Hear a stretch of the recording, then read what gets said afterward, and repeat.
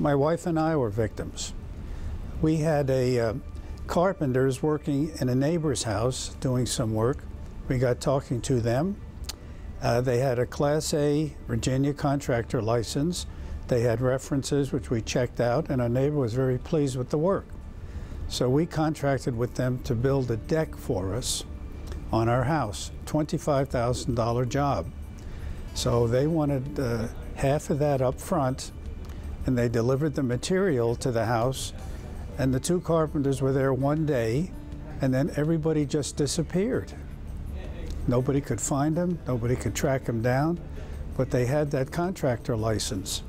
So we were out $12,500 almost immediately. And we'd call the police, and we did go to court and get a verdict against them because of that contractor's license. And we did get $25,000 judgment from the court, and we went to Richmond and got reimbursed from the contractor's fund. So we were very lucky. I almost fell into the scam. I got an estimate for a patio. I liked the man a lot. I got it in writing, and I told him, there's a lot of work there, that I wanted his insurance. I want the copy of the insurance form. He brought it. It was that year, and for some reason, something told me to call. It was good insurance, but he hadn't paid his premiums. So, of course, that took care of the contract. You try to be so careful to make sure that they're covered, like tree people or roof people. You got to be careful because you're going to be scammed. Yes, I was victimized down in Florida about 2 years ago. I went to a hotel motel. I was going to be looking for a longer than an overnight. I was going to stay possibly 3 or 4 weeks. And the prices were real high. They took me to a lesser hotel area, and he wanted my card while I looked at the room. Never thought about it. I said, okay. I gave him my credit card, and when I came back, I told him I didn't want to stay there. It wasn't acceptable. And we went on, and I went into the 2 or 3 others, and about the third one, when I presented my card, they said, your card is not working. So they let me call the credit card right there from that hotel, and they said that someone had immediately put $900 on my card, and they do protect you because I was not at my home address. I lived in Virginia and I was down in Florida, so that triggered their attention to it, and they just turned it down, canceled my card, and that was a big inconvenience because I had to wait for another card.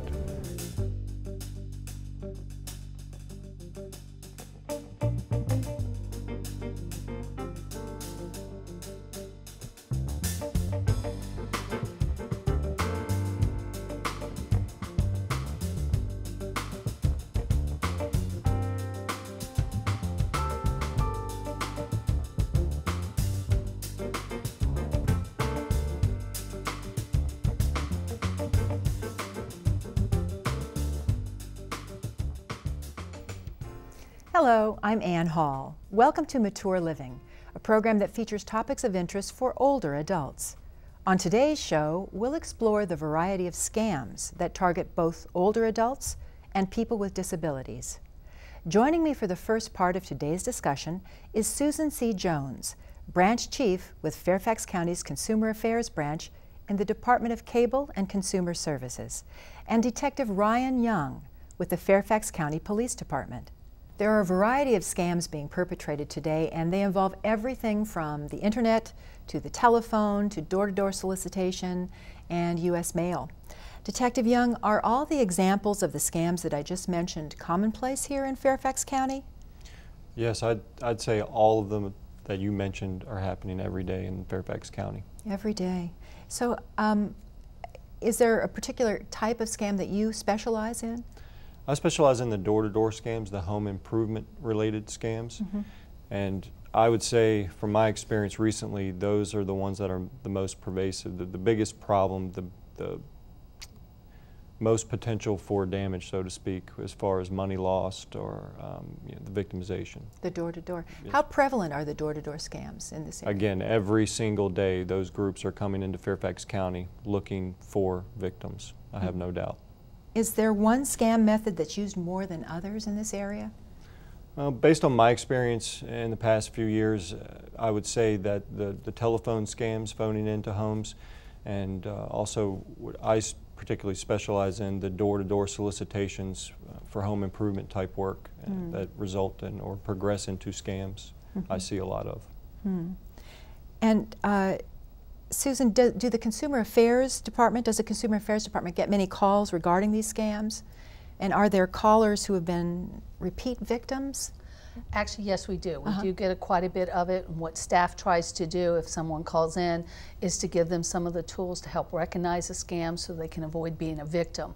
Unfortunately, scammers will keep a list. So if you've been scammed once, they might try it again, hoping that they can catch you a second time. Now, do they try to scam you on the same scam, or do they come back with a different scam? Sometimes it's the same with just a little bit of a twist. Unfortunately, we're seeing the same scams over and over, just has a little different twist to it. So do scams run in a cycle? For example, do they vary according to the weather or holidays, or? Scams are 24/7, but they do follow the news. So if you have like a natural disaster or a data breach, you might as well get ready. There's going to be people that are going to call and scam and say, you know, we're contacting you due to your credit card. We need all your information to make sure everything's correct. And you just have to be very careful and understand that they will use tragedy in order to try to, you know, make you a victim of a scam. And I would imagine they're very persuasive. They could even prey on your lack of knowledge in this area. So how do victims know that they're being scammed? Well, a lot of times they might not until it's too late. But if you're being contacted, especially on the phone, by someone that you don't know, first of all, you probably would want to find out more information to make sure that you have an actual address, a telephone. I would do research first before I accept any offers, or in most cases, if it's your phone, you can simply hang up. You do not have to talk to these people. The same thing with door-to-door. You do not have to answer your door. You simply let them knock and they'll move on to somebody else. I agree. I mean, I think a lot of times my victims don't realize that they're being scammed, but often I hear, you know, I had a suspicion, or I thought this might not be right. So I guess my point with this question may be, trust your gut. It's as simple as that. You know, seek advice if something does not seem right. Like anything else in life, if something doesn't seem right, maybe you should act on that. Well, what about the door-to-door people who say, I just did some work for your neighbor, and they'll use your neighbor's names? What about those people? Is there a way you can put them off? That's actually commonplace. I mean, you will see that, and just because somebody says they have been to your neighbors, maybe they, by the mailbox or the house, they were able to determine what the last name is, and they use that as just a step into your life. You know, maybe prey on that trustworthiness. Right, right. Detective Young, who do scammers target most often, seniors or young adults? Well, the vast majority of my cases related to scam crimes the victims are the elderly population, the senior groups. And I think a variety of reasons include this is a more trusting generation. I think just by nature they are more trusting and can become victims in that way. I also think that the scams that I specialize in, the home improvement related scams, when you're dealing with work needing to be done at your home, these are people that may not have the ability to do such work. But also on the other hand, they're much more likely to have that nest egg to pay for the work needed. Right. So those are the main reasons I think that the senior groups fall victim to those types of scams. In addition, unfortunately, everybody can be scammed. And one thing that this generation does nowadays, they post on the social media their chats. They put way too much information out there, and scammers are looking for that. So you could be a target just because you put too much of yourself out there, so they need to be careful. So what kinds of specific information should we avoid putting on our social media? Our names, our addresses, personal information, anything with your credit information, anything out there that you don't want to post, so that you don't want to become a victim, because they will be watching, especially if they know you're not at home. They could target your home, and it could lead to other types of crimes. What can consumers do if they become victims of a scam? My simple answer to that is report it. Report it to anyone. I've gotten criminal cases referred by Consumer Affairs, Adult Protective Services, or straight to the police department. I just encourage people, if there's something not right and you don't know whether or not it's criminal or not, that's okay. Others can figure that out. Just report the issue and or tell it to family members. Maybe then they will report the issue. So what can we do proactively? What can we do to avoid becoming victims of scams? Well, there's a lot of things you can do. First of all, you need to, if you don't know them, do some research. Don't accept, the knock on the door on face value or on the phone. Do some research before you agree to put your name in any contract. Check your bank statements. Make sure if you do order something or you're doing something online, constantly check that. Do not ever wire money because it is like sending cash and you can't get it back. So you just have to be very careful with giving out your personal information. Did you have anything to add to that? Well, I think to expand on that too, it's maybe a two-part answer would be to maybe the vulnerable population, the elderly population. If you need work done at your home, then seek referrals. Don't, again, like you said, don't accept knocks at the door, solicitations that I see something up on your roof. Well, you can't a lot of people can't verify that, especially that segment of the population.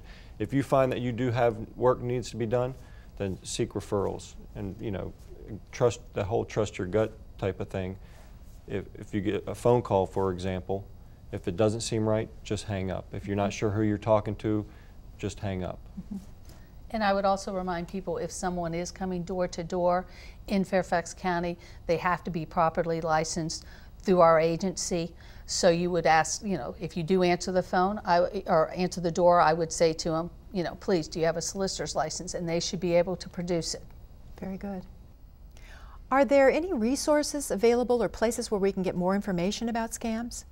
First of all, I would start off Fairfax County webpage. It's a wealth of information for just about anything. However, on our consumer webpage, we have a lot of good tip sheets that are dealing with scams. We also have e-newsletters that comes out quarterly, has different topics, and there are several of the editions that actually focus on being a victim of a scam. So you can contact our office. We'll be happy to give you the correct information on how to sign up for it, and it's something to check out on a quarterly basis. Susan Jones and Detective Ryan Young, thank you so much for being with us today and telling us about these scams and giving us ideas on ways to protect our loved ones, seniors, and people with disabilities from becoming victims of scams. Stay tuned to Mature Living. In our next segment, we'll continue our discussion of scams against seniors and talk about those that can happen on a personal level as a result of exploitation from family or friends.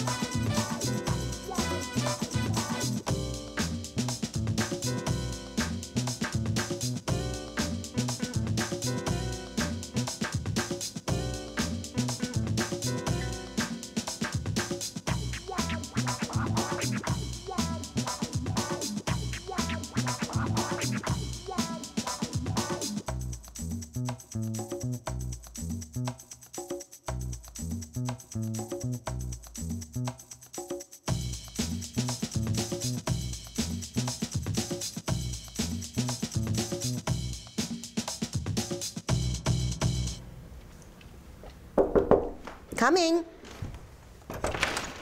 Yes? Hello, ma'am. I'm from Guasta Tree Services, and I noticed that you have some trees that need tending to. Can I talk to you about it? No, thanks. I think we're okay. Oh, well, no, you see, that tree is in danger of falling, and that can be very dangerous for you and for your house. And we're running a special right now, so I can take care of it right away for you. You know, I had no idea that that tree was having a problem. Well, it looks like I came in just the nick of time. Can I come in and talk to you a little bit more about it? Sure. Okay.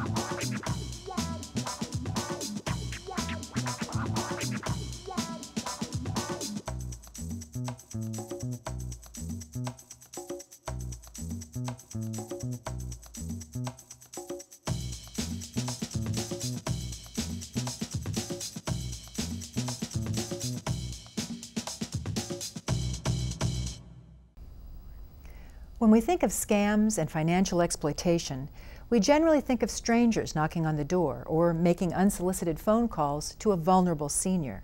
But sadly, exploitation can be perpetrated by people who are well known to an older adult, even by family members.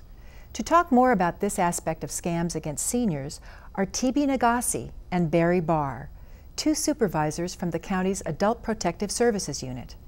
Welcome, and thank you both for joining us today. I'm guessing that not everyone in the audience knows what Adult Protective Services does, and I'm hoping that maybe Barry could fill us in on what you do. Certainly. Adult Protective Services is a mandated service in the state of Virginia and in states around the country. We respond to reports of abuse, neglect, and exploitation of adults, seniors who are 60 and older, or between the ages of 18 and 59 if they are incapacitated. Usually this is a mental or a physical incapacity. And so we, in Fairfax County, use county services to try to reduce the risk imposed by these vulnerable adults.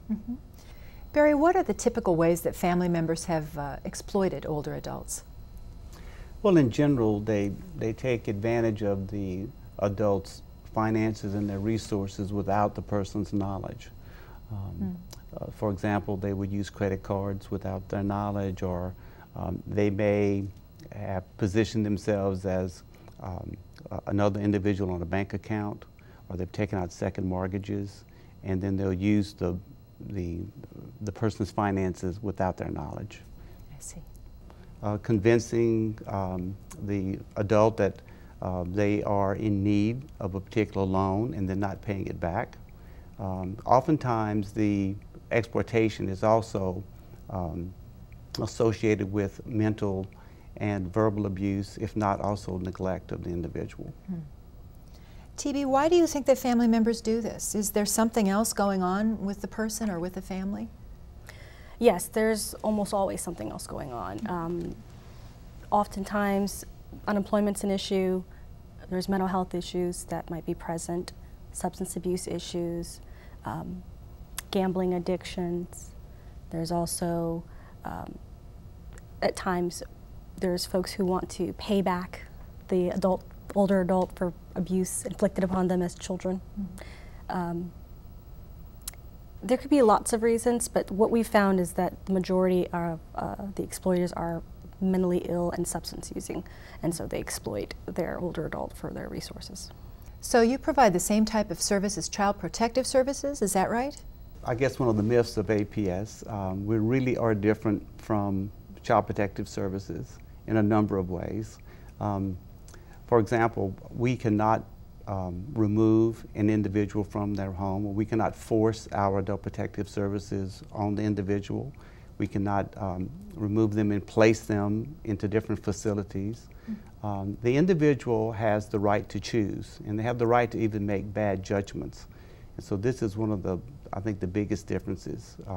We do work with a lot of the other departments and services in the county as Child Protective Services, but generally the adult by law has the right to make their own choices.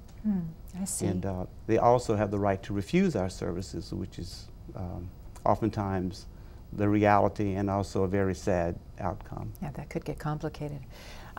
TB, can you give us an example of a case where the older person was mentally sharp but was still exploited by a family member? Sure. We had a client where who was living in Fairfax, and her adult child was living in her home against her wishes. Now, the client was paying for all the bills, real estate taxes, because the adult child refused to do so. And unfortunately, it was only when she started stealing checks from her that the older adult decided to finally move to press charges and finally evict her. Wow. Are all cases that complicated, or are some a little bit more straightforward than others? There are a few that are more straightforward. For example, we had a gentleman whose son, they shared the same last name, he was Junior, and he was going into the bank and pretending to be his father and withdrawing money. So in that particular case, we had a capacitated older adult who just went into the bank and got that corrected. So obviously there are some gray areas in these kinds of cases. Either an older adult is competent and the exploitation is intentional, or it's the continuation of a long-standing problem with the family, as you had mentioned, a family relationship. Are there other examples of this kind of a situation? Well, you know, unfortunately, there's lots of examples. I think some of the core issues that make this never black and white are the fact that we're talking about loved ones, and so there's just the underlying parental or maternal desire to continue to protect an adult child or grandchild or other family members, continue to care for them, especially if there's other impairments. So, for example, mentally ill adult children who tend to tend to be our alleged perpetrators in some of these cases. There's the issue of being coerced. I mean, these folks are sometimes, as Barry mentioned earlier, they're threatened, they're coerced, they're intimidated. The threat of being put into a home against your will is very real for some of these, and into a nursing home, I mean, or assisted living is very real for some of our clients, and so they feel compelled to continue to support adults who are, in a sense, taking advantage and exploiting them. Barry, I understand that it's not just family members who have financially exploited older adults. Sometimes it's a trusted neighbor or even a minister. Can you tell us a little bit about that? Well, I guess many different people that become involved with our adults are potential alleged perpetrators. We've had cases from all sorts of professionals and neighbors. I guess well-intended friends and professionals at first want to do a good deed and help the adult along the way. They see that they're a needy individual. But sometimes I think the temptation and greed just kind of get the best of them. So either for their own personal gain or perhaps for the gain of the association or the church that they're involved with, they kind of cross the line and begin using the resources or arranging for those resources to be used for their advantage rather than for the person's safety and well-being. But we've had reports from neighbors, ministers, police, home health aides, even bank staff. The temptation is there, so people can be very vulnerable. TB will give you the final word. What should people do if they suspect that an older adult is being financially exploited, abused, or neglected? They should call the Adult Protective Services hotline. The Fairfax County has a hotline that operates from 8 to 4:30 and rolls right into the state hotline, which operates 24/7. You know, they'll talk with a specialist who will hear their concerns and direct them appropriately. Could meet APS criteria, it might need police involvement, or there could just be a certain more appropriate services that can be found either on our website or through the Adult and Aging Program that could help further protect the adult from abuse, neglect, and exploitation. TB and Barry, thank you so much for joining us today and for sharing such important information about what we can do to protect ourselves and our finances. And thank you for watching this edition of Mature Living. I'm Ann Hall. We'll see you next time.